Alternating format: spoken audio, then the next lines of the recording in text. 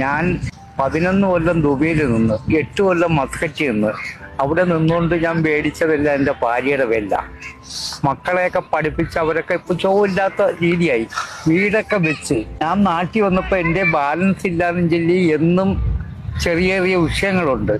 വിഷയങ്ങൾ മൂത്ത് വന്നപ്പോ ഞാനൊരു മനുഷ്യനല്ലേ, ഞാൻ പ്രതികരിച്ചു.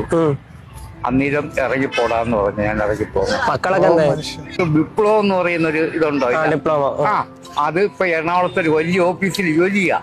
അനന്തു ആർ ദേവ്. മോള് ഇന്ത്യ ഓഫീസർ ബാങ്കില്, മരുമോൻ ചാത്തന്നൂരത്തിന്റെ ഓഫീസിൽ. പിന്നെ മോന് വേണ്ടി ഒരു 5 സെന്റ് സ്ഥലവും ഒരു വീടും ഒക്കെ ഭാര്യയുടെ കാലശേഷം അവനാ പള്ളിമുക്കി മോക്ക് മേടിച്ച്.